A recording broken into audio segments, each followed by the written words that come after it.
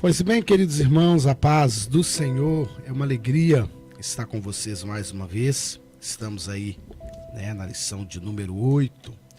Esse trimestre estamos tratando aí, do tempo, os bens e talentos, Estamos tratando da mordomia cristã e hoje estamos tratando da mordomia do tempo, a lição de número 8. O nosso texto áureo está baseado, portanto, vede prudentemente como andais, não como nécios, mas como sábios, remido o tempo, porquanto os dias são maus. Efésios, capítulo 5, versículo 15 e 16. A verdade prática nos diz, não se pode recuperar o tempo perdido. Por isso é indispensável aproveitar diligentemente o tempo que Deus nos concede. E a leitura bíblica em classe está baseada em Eclesiastes, capítulo 3, do versículo 1 ao versículo de número 8, um texto bem conhecido de todos nós que somos amantes e leitores da palavra de Deus. Conhecemos bem esse texto onde Salomão também trata do tempo. E agora nós vamos já para o tópico de número 1, sobre conceitos importantes, Então nós já vamos começando tratando sobre o termo, a palavra, o significado da palavra tempo, o que significa o tempo, Então nós vamos começando a aprender. E é muito importante que você, professor, e você, aluno, foque, porque parece algo muito simples, mas é uma lição que, se nós prestarmos atenção e pudermos aproveitá-la, vai fazer com que a gente mude alguns conceitos na nossa vida diária e de maneira que a gente possa aproveitar de uma forma melhor o tempo, Havia um corinho que era muito cantado: Senhor, dá tempo para mim. E eu sempre fui aquele considerado crente do contra, porque eu sempre dizia aos irmãos: não, tá errado, o Senhor não vai te dar tempo. O dia já tem 24 horas, Deus já nos deu a vida e eu preciso administrar o tempo que Deus me deu. Nas 24 horas que o dia tem, eu trabalho, eu tiro meu tempo para Deus, tiro o meu tempo para a família, tiro o meu tempo para descansar, eu tiro o meu tempo, eu faço o tempo. Porque senão, a cada dia Deus teria que aumentar para mim 1 hora a mais, Aí um dia eu queria 25, outro dia eu queria 30 e daqui a pouco esse dia seria interminável. Então por isso Deus já cria isso aí, Deus já deixa determinado esse tempo, E a gente começa a entender, Deus já na criação, Deus já cria dia e noite, já colocando aí o limite, já determinando sol para o dia, lua para a noite, já para fazer uma divisão. É claro que os tempos hoje são diferentes, mas já naquele tempo, como a tarefa do homem ainda era a tarefa da agricultura, do cuidado dos animais, então nós vamos entender que Deus já cria e Deus já manda o homem trabalhar no dia, que era a questão de Adão, que alguém sempre tenta colocar o trabalho, mas vai ser para a próxima lição, como algo pós-pecado, mas na verdade o trabalho veio antes do pecado. E ali você já começa a entender como funcionava o tempo, Então o tempo, Deus já, quando cria, já vem com o tempo determinado. A lua, porque determinava, com a lua você vai entender as estações. Entendendo as estações, você consegue determinar anos, determinar o ano, e você consegue determinar os meses. Com as estações da lua, você vai conseguir também determinar o horário, e assim por diante. Aí nós vamos entender o tempo. Então hoje estamos na mordomia do tempo. Presbítero irmão Sérgio. Quando tratamos do tempo, como foi colocado essa parte aí de coisas que se repetem, a observação das luas gerou os meses e geraram os anos, porque são eventos que se repetem. Então, o estabelecimento do tempo, nós olhamos isso já em Gênesis, no princípio, que é o Bereshit, que é em hebraico, que é a primeira palavra de Gênesis. Tanto é que os judeus chamam, ao invés de Gênesis, chamam de Bereshit, que quer dizer cabeça, princípio, Então, o princípio já é uma questão de tempo, né? Então, é uma questão de tempo. Quer dizer, o que é princípio? Algo que se inicia.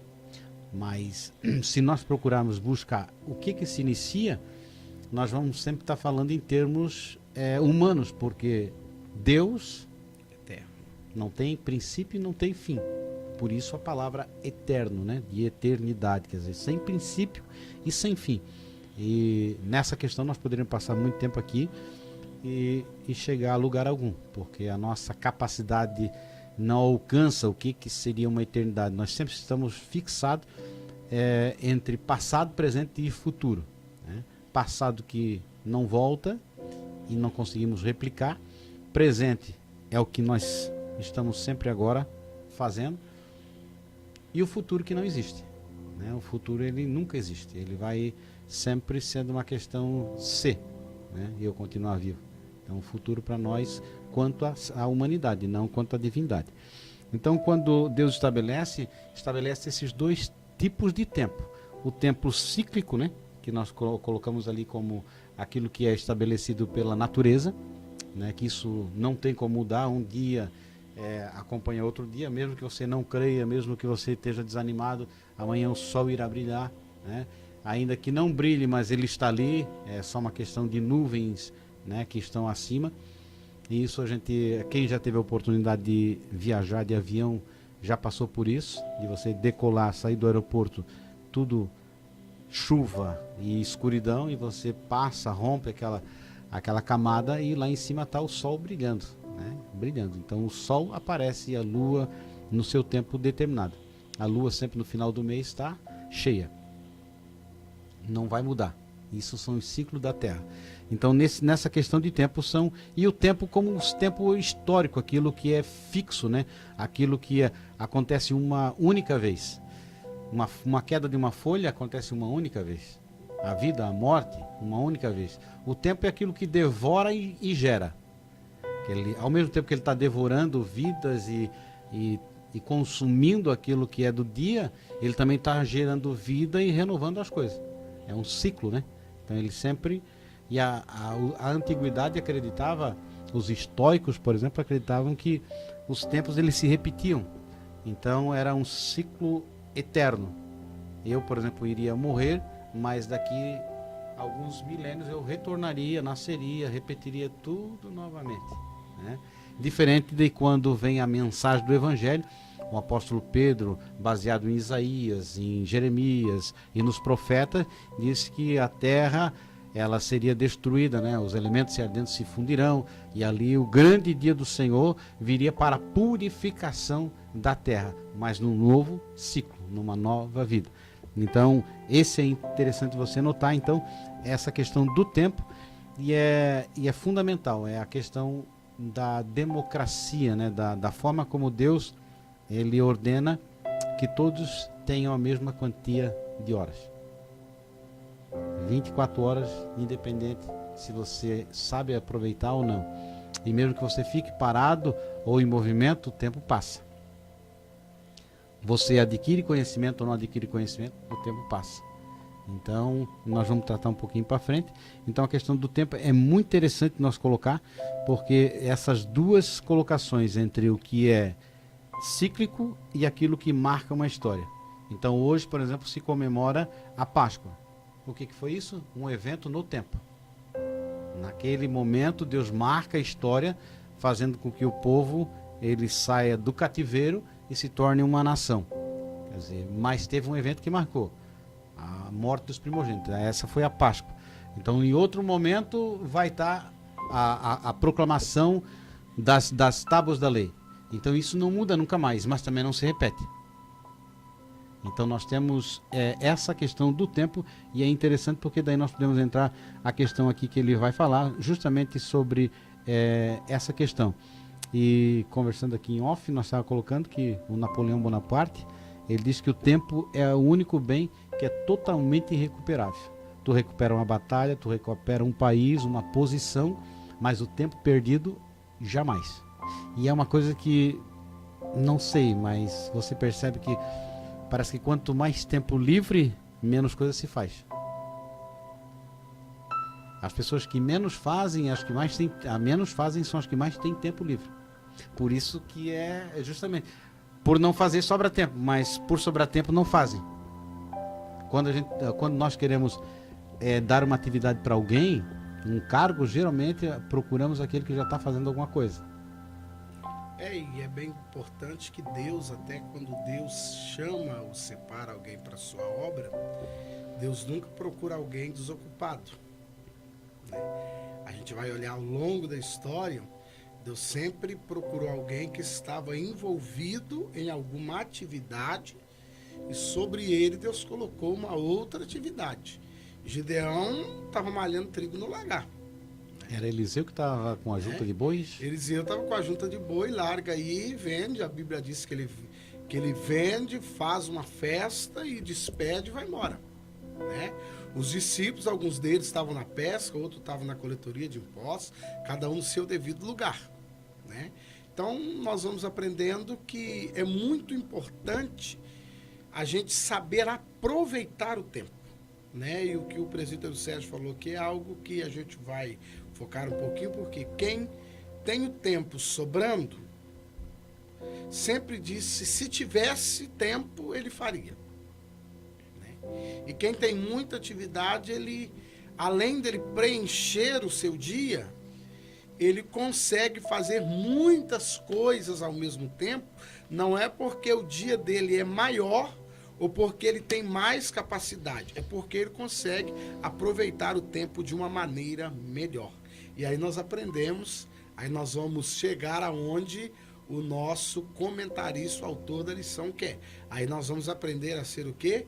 O mordomo do tempo. Aí nós vamos aprender que nós somos o econômico, nós somos aqueles que economizamos. Nós somos aquele que controlamos. O tempo está aí na sua mão. Você vai orar se quiser, vai ler a Bíblia se quiser, vai vir para o culto se quiser, vai evangelizar se quiser, vai visitar o hospital se quiser, vai ir no presídio se quiser, vai à casa do órfão da viúva se quiser. É só se você quiser. É só, não, mas eu trabalho fechado, eu tenho família. Não, se você quiser, você vai. Eu acho muito interessante. Semana passada, eu olhei algo não é interessante assim, mas no ponto de vista do tempo. Era tarde, 15 horas, uma cerimônia fúnebre, mas a congregação, o templo, superlotado. Aí eu pensei, se fosse um culto normal, não estaria. Vi uma grande quantidade de irmãos, que eu pensei, se fosse uma reunião, um culto de oração nesse horário, todos nós apresentaríamos uma desculpa. Mas como é alguém que morreu, é bem conhecido, é bem quisto, o templo superlotado, todo mundo não teve uma hora a mais no dia, mas todos tiraram um momento daquele dia, naquele horário, se dedicaram e foram lá prestar a última homenagem. E aí você para entender que é você que faz o tempo. Você ficou doente, não adianta. As coisas não param. O presidente Monserrat falou que é muito importante. A gente precisa aproveitar bem esse tempo que Deus nos deu. E aí nós podemos colocar para nós não digo sintonizar, mas essa questão do tempo nós vamos colocar como o que é importante e o que é urgente, né? O que eu tenho de prioridade na minha vida. Então a questão toda nossa, porque aqui o autor ele vai falar a questão, como nós já falamos, do tempo de Deus, o tempo do homem, né? Simbolizando pelo Cronos e pelo Kairos, que nós já abordamos de uma forma mais superficial, mas a mordomia do tempo, o reminho do tempo, a questão de saber contar o dia, saber contar as horas. O salmista Davi vai dizer, ensina-me a contar os meus dias, né? Não no sentido de saber quantos dias na Terra ele tem, se são 50 anos, 60 anos, 70 anos, mas no sentido de saber aproveitar as oportunidades daquele dia, porque basta cada dia o seu mal. Não há como você fazer aquilo que era hoje e amanhã, o que é para fazer hoje não tem como fazer amanhã. Então, não tem. Mas eu tinha que lavar a casa hoje, lavei amanhã. Não, mas aí você deixa de fazer outra coisa. Porque você não lavou a casa naquele dia, aí você vai dizer, não, mas eu consigo lavar no outro dia. Bom, mas a atividade que era para aquele dia, passou para o outro e você deixou de fazer alguma coisa a mais. Então a questão toda é que nós somos amarrados de uma forma, e isso é uma questão que mudou na modernidade, mais ou menos por 1900, quem estudou administração, como eu estudei, teve uma grande virada na indústria americana, e depois China, Rússia, todos se aproveitaram disso, e de forma muito forte, com o Frederico Taylor, né? Muito chamado sobre na administração científica de Taylor. E você vai observar, ele era fascinado por regras. Então ele era aquela pessoa que separava por cores a roupa, era tudo fracionado, organizado, cartesiano, como nós falamos. Então ele observando que cada atividade ela poderia ser, no caso, detalhada a ponto de você descobrir quantos movimentos você faz para levantar uma parede. Faz a massa. Aí depois, quantas colheres bota de massa em cada tijolo? Bota do lado de cá, lado de lá, dá para fazer 2 movimentos ao invés de 3? E ele foi estudando isso a ponto de que, só uma suposição, uma parede, né, de 3 metros quadrado, gastar, por exemplo, 2 dias, ele chegar a fazer em 4 horas. Porque daí colocava massa na altura, fazer com que a ferramenta fosse a adequada, fazer com que tudo tivesse mais próximo. E aí depois, é claro, vem toda a indústria aí com Henry Ford e tantos outros que fizeram a produção em massa, a produção industrial, que a gente diz em grande escala, onde ao invés de a pessoa fazer várias atividades, ela faz uma só, né? Aperta parafuso. Nós temos casa aí, por exemplo, hoje você frango, corte de frango. Eu conheci uma senhora que perdeu o movimento da mão, né, a capacidade de segurar alguma coisa na mão, porque ela cortava, fazia o furo no pescoço do frango. O frango vinha numa esteira, só furava. E ela perdeu o movimento do braço, a força, porque de tanto repetir, porque o braço não foi feito para fazer tanto movimento num período curto de tempo, né? Nós somos uma máquina. Então, essa questão do tempo leva a quanta coisa você pode fazer num dia. Aí ele vem com a questão, se planejar, né? Você vai se planejar. O que eu tenho amanhã para fazer? Amanhã eu tenho que ir no supermercado, eu tenho que ir no contador, eu tenho que ir no cartório, eu tenho que ir trabalhar, e você vai colocando no papel, né? As atividades que você vai ter que fazer. O que é mais importante e o que é urgente. O urgente é aquilo que não pode deixar para depois, então vai ser a prioridade tua. E aí você vai eliminando, chega no final do dia, você acaba fazendo, se não tudo, quase tudo. Agora, quando você não tem um foco, não tem um objetivo, não tem aonde você quer chegar, então você começa a circular de um lado para o outro. Tomar um cafezinho, vai na casa do vizinho, vem aqui, ou vai lá, ou no trabalho fica disperso. E aí você acaba desperdiçando tempo. E aquela atividade fica para outro dia. É a tal da procrastinação, né? Amanhã eu faço. E lembrando, né, irmãos, que o agir de Deus, que aí é só o que não podemos deixar de falar, o tempo de Deus, que essa talvez, ou seja, a nossa grande dificuldade, é conseguir entender a maneira que Deus trabalha com o tempo. Nós nunca podemos esquecer que Deus não olha para o tempo na perspectiva humana. Não, de jeito né? nenhum. Eu olho para o tempo baseado em dias e anos. Deus olha para o tempo baseado na eternidade, porque Ele é eterno. Então, a maneira de Deus olhar... Acho que é 2 Pedro que eu ia falar, né? Que para Deus um ano é como... Mil dias é como um ano, ou como um dia. E 1000 dias, e 1000 anos é como um ano, e um ano é como 1000 anos, é tudo para Deus a mesma coisa. Ele não vai fazer essa diferença porque Deus olha de maneira ampla, de maneira eterna. Então nós também temos que ter esse entendimento que Deus olha as coisas diferentes, né? De maneira diferente. Então a nossa leitura bíblica em classe, Salomão vai tratar e vai nos ensinar que para tudo também existe um tempo. E muito importante, falado e e a psicologia, a pedagogia, que não seria a palavra correta aqui para nós, né? Seria Andragogia. Andragogia seria a palavra correta. É a repetição, seria dizer que nós precisaríamos começar a aprender a administrar, a planejar. Por que nós atrasamos compromissos? Por que nós atrasamos horários de culto? Por que tudo nós atrasamos? É porque nós não cumprimos o planejado. É porque, vamos supor, se você quer ler a Bíblia Sagrada, né? Não digo nem livro, mas a Bíblia Sagrada. Então eu tenho o objetivo de ler 1 e 2 Coríntios. Então primeiro eu já sei há quantos capítulos. Um tem 16, 17, outro 17. São 40 capítulos no total. Então vamos dividir isso para não ficar pesado. Vamos fazer em quantos capítulos por dia? 5 capítulos. Cada capítulo eu vou gastar aí 3 minutos. Então vou gastar 15 minutos. Então é tudo planejado. Não que isso tenha que seguir tanto a risca, mas quando você faz isso, só eu preciso, não deu para fazer agora, mas vou fazer depois. Mas eu vou fazer dentro do dia. Aí eu tenho o meu devocional. Então você... Não deu agora, mas eu vou fazer. Então é aquela questão do planejamento, porque você já tem aquela educação. É como os discípulos estavam indo para a hora nona orar, não é isso?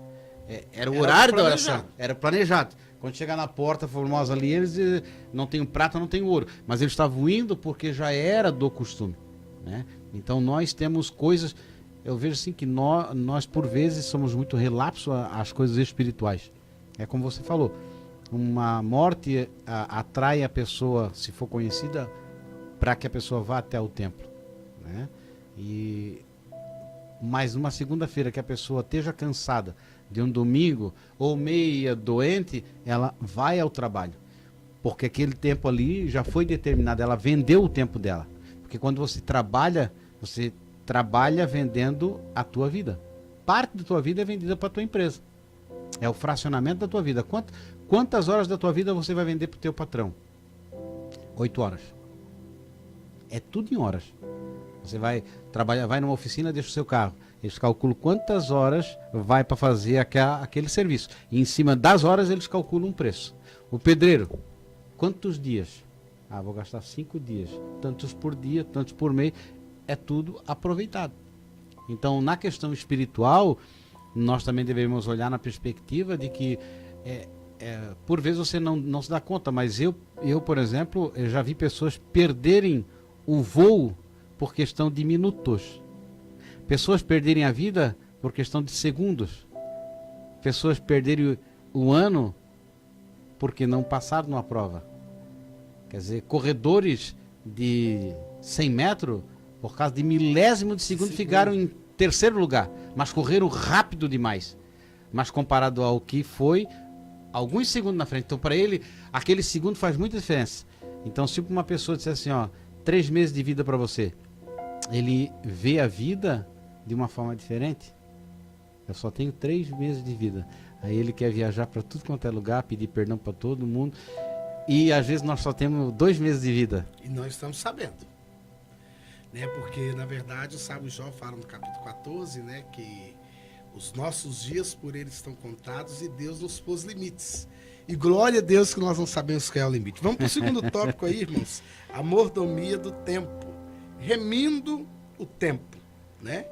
Já foi até tratado de uma forma superficial no primeiro tópico, né? O tempo é o único bem que nós não podemos recuperar, né? Sempre, às vezes, a gente ouve alguém falar: vamos recuperar com a família o tempo perdido, vamos recuperar com a esposa o tempo perdido, vamos recuperar com o filho o tempo perdido. Você pode melhorar daqui para frente o seu tempo, mas recuperar jamais. Vou recuperar com Deus o meu tempo perdido. Não tem como. Você pode daqui para frente fazer um novo planejamento e vou aconselhar você a ensinar isso aí. Fazer o seguinte: sem drama, sem ficar com muito remorso, porque já perdeu com o filho, com a esposa, já perdeu com Deus, então você já sabe que não vai dar para recuperar o tempo. Mas você pode daqui para frente criar um planejamento. Não, eu não posso almoçar com a minha esposa fora todo domingo. Mas a cada 3 meses, por exemplo, porque cada família tem a sua situação. Mas a cada 3 meses eu posso sair com a minha família um domingo. A cada 3 meses para almoçar fora. Eu vou economizar, eu vou guardar, de 20 em 20 eu vou esconder, que a cada 3 meses nós vamos, no domingo, sair, vamos para um restaurante fora. Aí você já vai começar a entender o que é remir esse tempo. Você já vai começar a entender o que é fazer a mordomia do tempo. Você não recupera, mas você pode daqui para frente ter um tempo de qualidade. Ah, eu vou recuperar o que eu perdi na minha vida espiritual. Não, você não recupera. Mas daqui para frente, não, daqui para frente eu vou focar. O culto começa às 19h30. Não é que eu vou ser religioso, mas 19 horas eu vou estar lá orando ao Senhor. Eu vou me enganar, porque aí no emprego, se no emprego eu consigo, se no emprego que eu sou pago, que eu vendi o horário, eu vendi, e tem hora, irmãos, o seu presídio César já parou para analisar, tem hora que quando a gente analisa pelo preço que a gente vende a hora da gente, a gente vende muito barato. Tem hora da gente, tem situações, em momentos da vida, dependendo do que você ganha, você descobre que a sua hora é muito pouco, que você vendeu ela baratíssimo. Uma vida muito barata. Né? E é interessante que nós recebemos de Deus algo valiosíssimo, que é a salvação na pessoa de Jesus, que o apóstolo Pedro vai até nos dizer, não é Jesus, Pedro, escrevendo na sua carta universal a toda a igreja do Senhor, ele vai dizer o seguinte: ó, vocês foram comprados por bom preço. 8,50 é o valor de 1 hora de um trabalhador de um salário mínimo hoje. R$ 8,50. Quer dizer, 60 minutos dele, ele não consegue ganhar 10 reais. É R$ 32 a R$ 33 por dia. Então, aí, irmãos, por aí você começa a fazer uma análise. Então, daqui para frente... Quer dizer que um culto vai dar, no máximo, R$20. Já pensou? Será que aí eu não vou nem fazer questão assim de uma troca, tá, irmãos? Porque, como eu e o presbítero irmão Sérgio, graças a Deus, não é que nós pensamos por igual, mas nós combinamos muito bem. Com Deus não se faz troca. Mas será que Deus merece um culto só de R$20? É uma coisa assim muito difícil até da gente começar a parar para analisar como é que eu vou oferecer a Deus um tempo só de R$20. E o tempo como remir o tempo, gastar o tempo, a qualidade do tempo também, pô. Isso aí. Porque aí quer dizer, o que acontece, irmãos?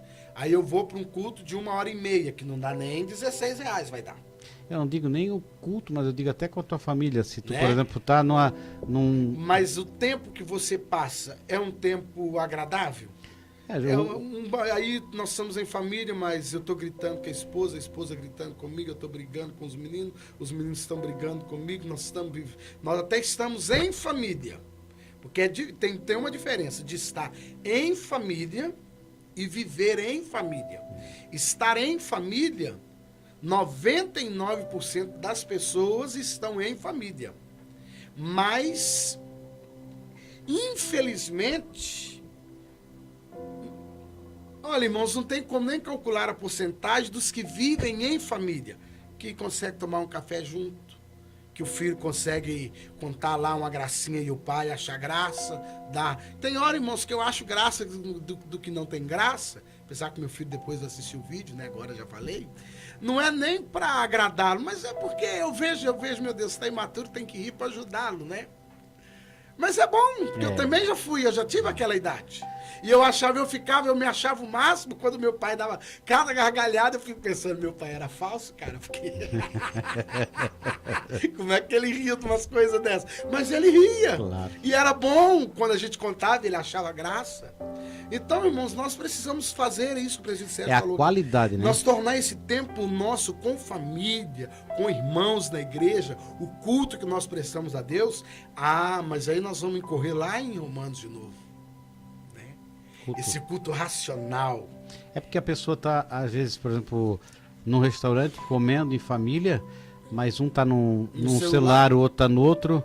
Quer dizer, não há uma comunicação. E na igreja, às vezes a pessoa fica dispersa. Está ali, mas o pensamento está no trabalho do dia posterior, na observação dos movimentos do pregador, na roupa do que está do lado. Quer dizer, é tudo disperso, não é uma coisa com qualidade e inteireza. E isso eu digo que é a grande dificuldade nossa.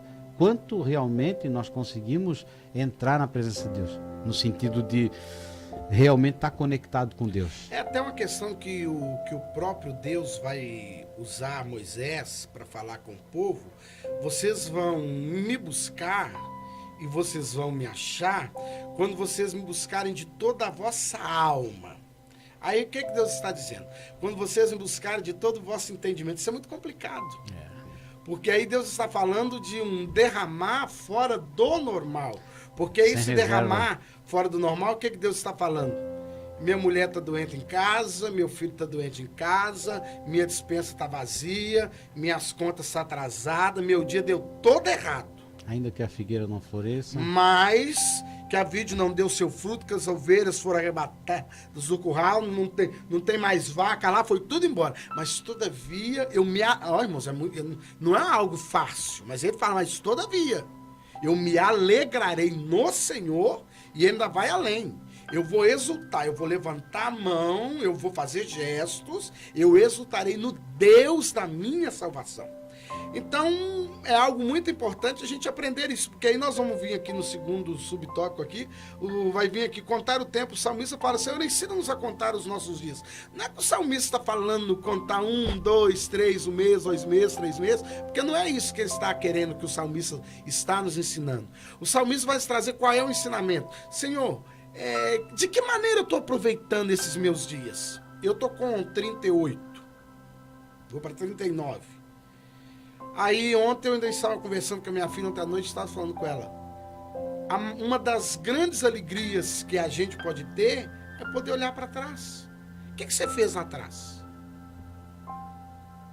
O que você pode encontrar com alguém que te conhece há 20 anos? O que ele tem para falar? Você vai apresentar, eu falei para minha filha ontem, ainda falava com ela, eu vou te apresentar alguém que me conhece há 20 e poucos anos, 30 anos quase. O que essa pessoa tem para falar? Quando eu ver ele, será que eu não vou assustar? Eu vou ter que, quem sabe, mudar de rua? E isso, irmãos, é muito importante, que é isso que o salmista vai querer nos ensinar, é nós aproveitar esse tempo não só diante de Deus, mas em sociedade, claro, em família. É como Marcos, né? Você vai... É um contexto geral. Você vai colocando aqui, ó, hoje eu fiz isso, então ficou no Kairos de Deus, né? Isso, no tempo de Deus. No tempo de Deus ficou marcado lá. Esse dia eu fiz uma vida tornar-se melhor. Quer dizer, eu fui um exemplo. Nesse dia, alguém marcou a minha vida. Quer dizer, então você vai passando, vai olhando para trás, vai vendo os pontos que, opa, foi no ano de 70 que eu nasci, foi no ano de 80 que eu entrei na faculdade, foi no ano de 2000 que eu me formei. Um primeiro emprego, são tudo datas, né? Você vai olhando para trás. E é importante, presbítero Sérgio, que até no ato da comunhão com Deus, eu acho muito importante quando o profeta entra para falar com o rei Ezequias, ele fala o seguinte, olha, põe a tua casa em ordem, porque certamente morrerás, não viverás. Quando ele olha, que o profeta sai do quarto, a Bíblia diz que ele ora a Deus.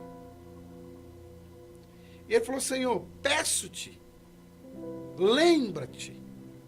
Então, para lembrar, vai falar de um tempo. Sim. Ele começa fazendo um pedido, depois ele fala, lembra-te. Então, ele vai falar de um tempo.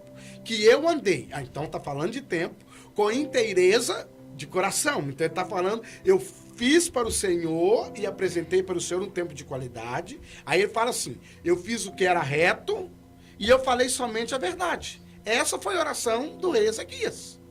Está lá no capítulo 37 do profeta Isaías. Pode ler lá.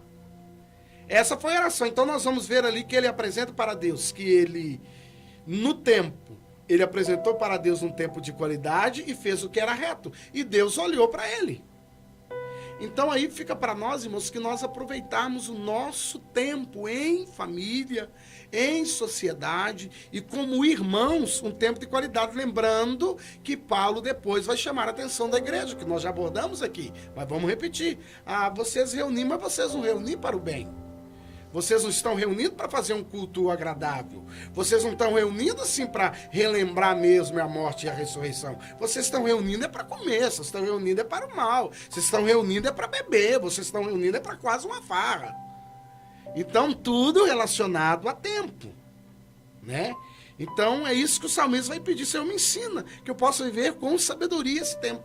E aí, o presídio Monsede, ele vem aí com a prestação de contas. E aí vem essa questão do Ezequias, que é profunda, porque quando ele recebe a mensagem e pede, né, para ter mais um tempo, eu acho que são 15 anos que são acrescentados na vida dele, né? E lembrando que ele não estava em pecado, né?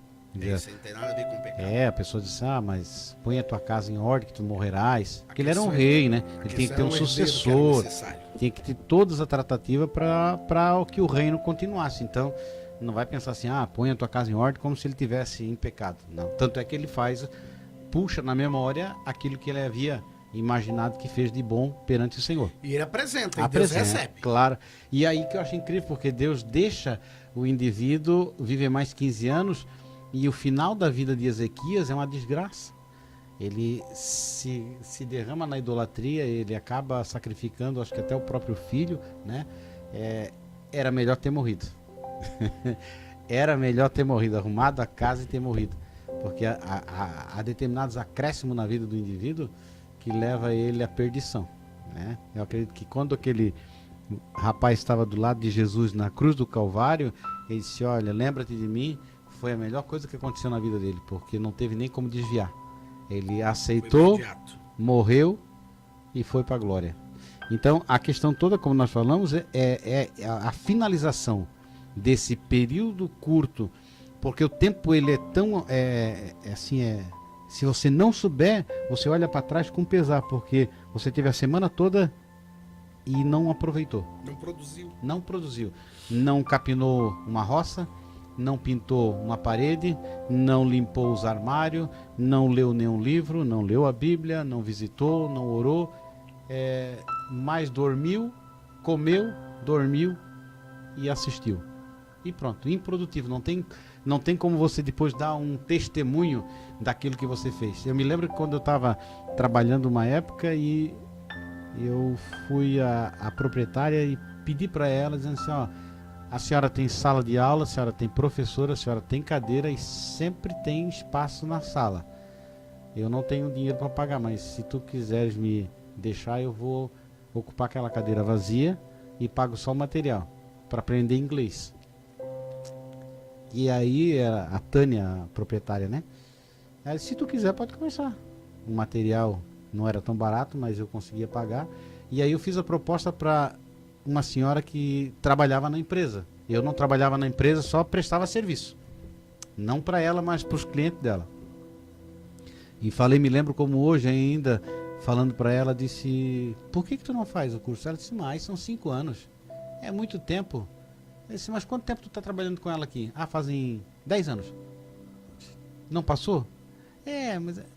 Resumindo, eu fiz 6 anos ao invés de 5, fiz mais um ano, né? Me aperfeiçoei um pouquinho mais. E ela não fez. Mas para ela e para mim passaram um tempo. A mesma. Mas você aproveitou o tempo. Por quê? Porque nos intervalos das 2 às 3, das 3 às 4, eu tinha aquele tempinho ia lá. Quer dizer, e passou. Nós estamos fazendo agora uma pós em exegese, esse sábado vai ter aula. Então é das 8 da manhã às 6 da tarde. Às vezes eu não posso viajar, eu não posso faltar, porque senão reprova, mas eu estou lá sentado 8 horas assistindo. E passou o sábado, até eu guardo o sábado, viu? Daí nesse sábado eu estou guardando. E aí o que acontece? Além de eu aprender, quer dizer, eu aproveitei aquele tempo. Então, eu posso depois, com a graça de Deus, auxiliar alguém a entender um pouquinho melhor. Fazer como Filipe chegou do lado da carruagem do eunuco, poder dizer assim, não, isso não é assim. Ele está falando dessa pessoa, porque eu sentei para ouvir, mas eu poderia estar fazendo outra coisa. Então, eu tenho que prestar atenção que quando chegar lá na frente, eu posso ter desperdiçado meu tempo com tecnologia, com divertimento, com tantas coisas, mas não reservado um tempo especial para que a minha vida tenha relevância na Terra.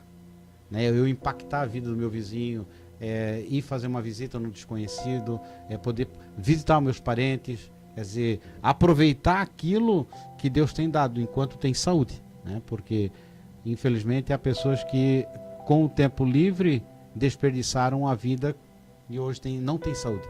Uma porque trabalharam em um lugar insalubre, né, em lugares perigosos, trabalhos que eram tóxicos, hoje a pessoa está sofrendo, né, e não tem mais aquela vitalidade de quando ele é novo.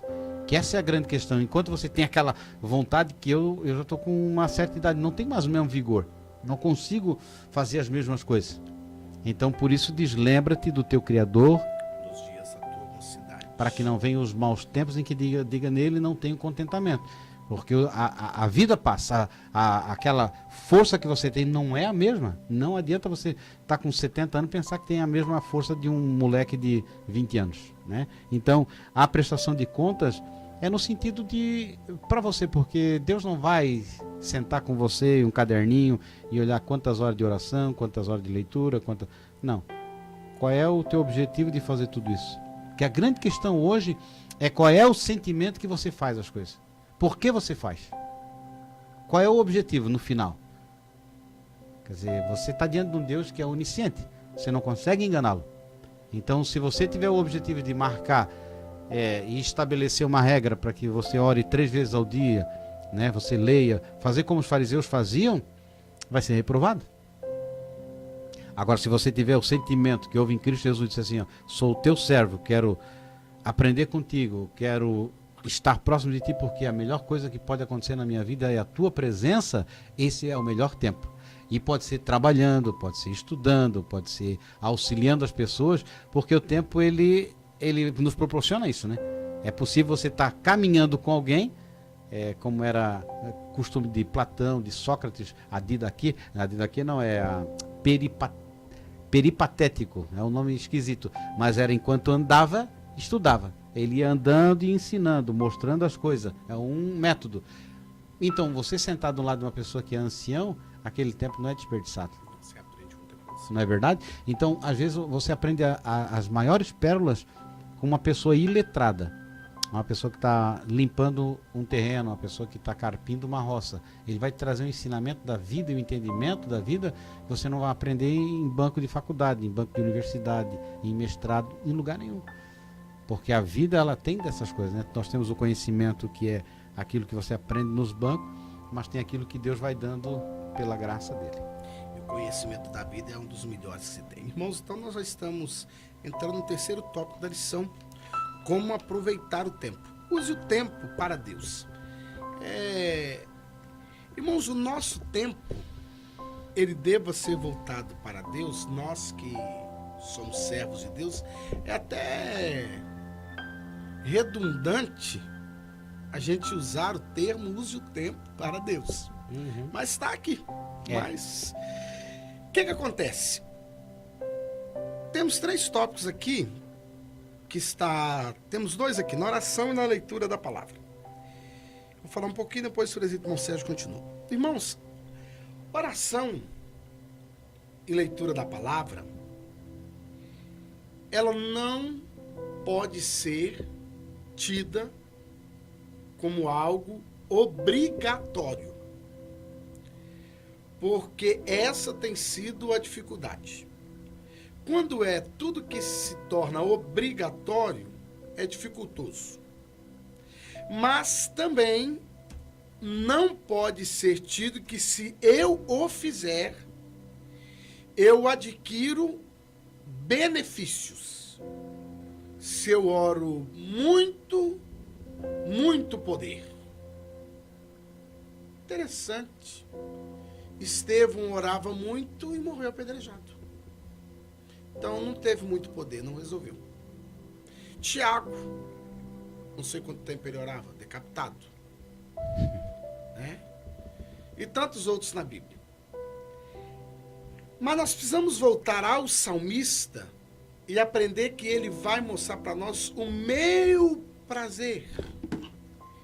Estar na sua lei. Quando o salmista fala isso, quando ele usa o termo lei, ele vai usar de 2 maneiras. Ele vai usar o termo lei, tanto em estar aprendendo e no estar na presença. Então nós temos que usar o nosso tempo também para aprender de Deus e estar na sua presença. A oração é o momento que eu tiro para estar na presença de Deus. Mas aí, pastor, só é válido quando eu preciso tirar ali as 6 horas de oração. Maravilha, maravilha. Aproveite, irmãos, e lembra que eu chamo Luciano Gomes de Souza, tá? Lembra de mim, lembra do Sérgio, aí esqueci o sobrenome do Sérgio. Lembra antes de chegar no paraíso, né? Isso, lembra. Mas é assim, ó. Como é que vai ser esse tempo? Eu estou trabalhando, mas eu estou na presença. Eu estou na presença. Eu estou orando, eu estou falando com Deus, eu estou ligado em Deus. Isso é muito importante. A leitura da palavra. Essa leitura da palavra, ela não pode ser da mesma forma que eu pego para ler uma revista, um jornal, ou apenas eu pego um calendário que se tem na Bíblia e vou marcando e vou lendo apenas por ler. Porque aí se vem a dificuldade, talvez até de você, professor, e de alguns alunos que você tem, a pergunta: eu leio, mas não entendo. O que adianta? Eu leio, e não aprendo nada. É porque a leitura da palavra de Deus, primeiro, que seria interessante que você primeiro procurasse conhecer a Deus.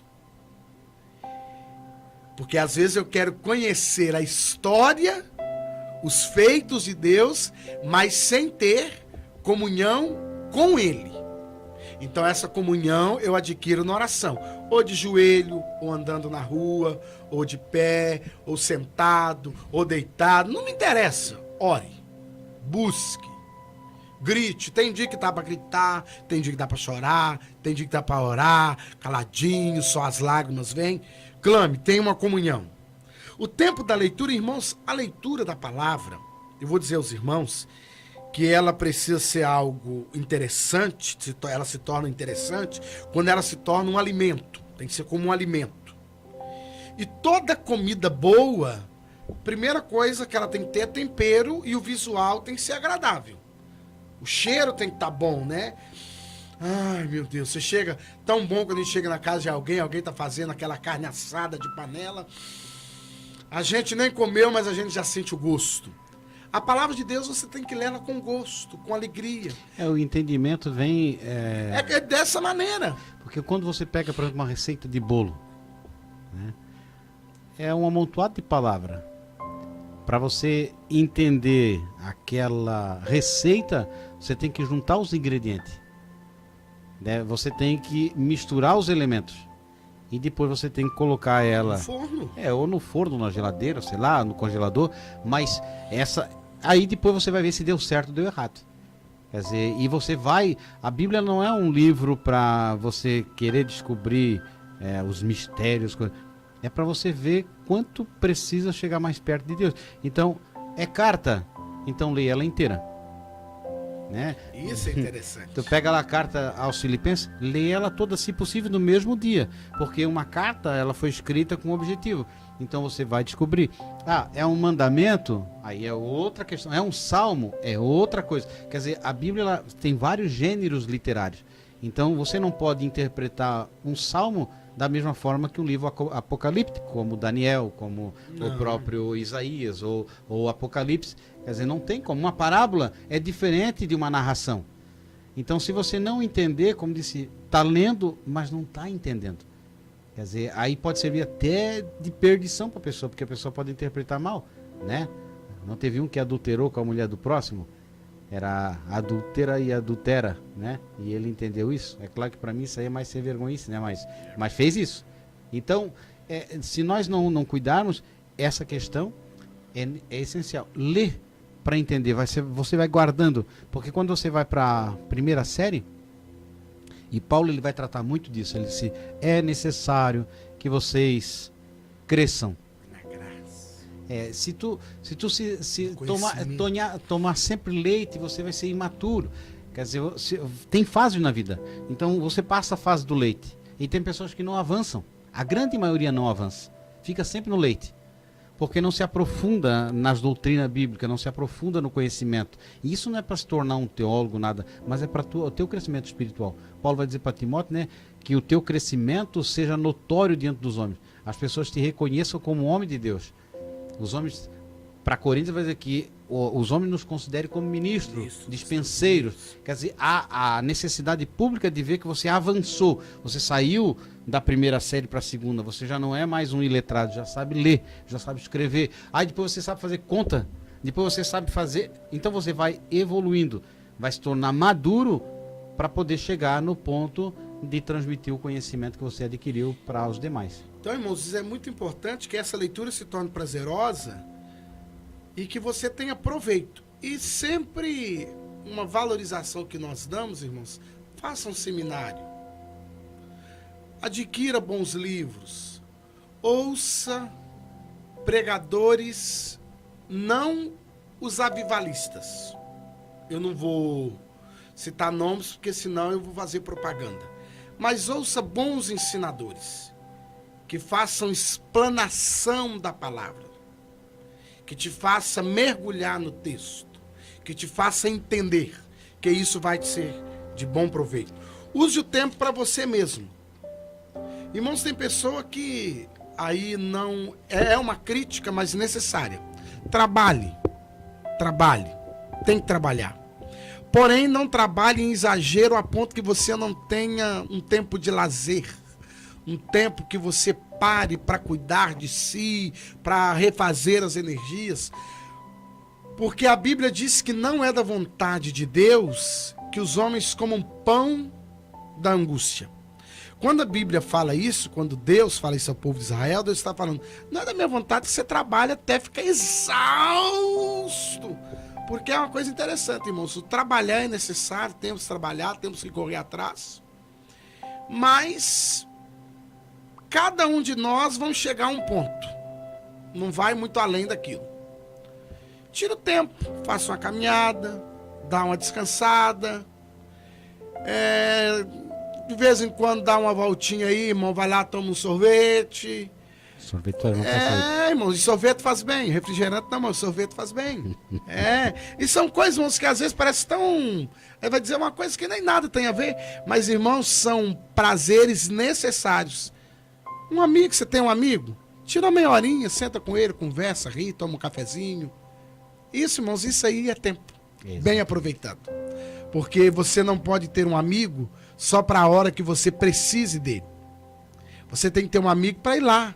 Canta com ele um hino, lê com ele uma palavra, deixa ele contar um caso, ache graça, faça ele rir, confraternize com ele, vá embora, deixa ele feliz, se sinta feliz. Isso, irmãos, isso é coisa muito importante. Por que o tempo para você mesmo? Conviva. Porque às vezes nós vamos nos tornando muito crentes, nós achamos que somos espirituais demais, e nessa espiritualidade nós queremos nos afastar de pessoas, e não é esse o ensinamento de Jesus. E agora, presbítero Bom Sérgio, use o tempo para a sua família. Isso é fundamental, né? Amarás o teu próximo, amarás a Deus sobre todas as coisas e teu próximo como a ti mesmo. Então, é uma questão que família, ela exige tempo, né? Teu filho é pequeno, você tem que levar ele num parque lá para dar uma volta de bicicleta, ou se você mora num lugar mais afastado, dá para deixar ele brincar na rua, mas você tem que gastar tempo. Com a tua esposa, a mesma coisa, não é só aquele relacionamento, a minha roupa tá limpa, comprou o que eu precisava, aquela coisa só, tem que ter o lazer. Só no automático. Eu não tenho dinheiro, pega a bicicleta, vai na pracinha, dá uma caminhada, se tem praia perto, vai lá, faz um piquenique, às vezes não precisa gastar muito, ou quase nada, leva já comidinha feita. Cansei de viajar assim, né? Com a galinha, farofa, maionese, pão. E são as melhores viagens. Cachorro quente, tudo preparadinho em casa. Vai lá, bota uma toalhinha ou vai na casa de um parente lá, né? Que tenha mais condições. Essa fica boa ainda. Então, mas é necessário, né? Eu tenho costume ainda, agora vim de viagem. Nós fomos a São Paulo, ficamos em São Paulo, fomos a alguns lugares com a família. Os 2 filhos, a esposa...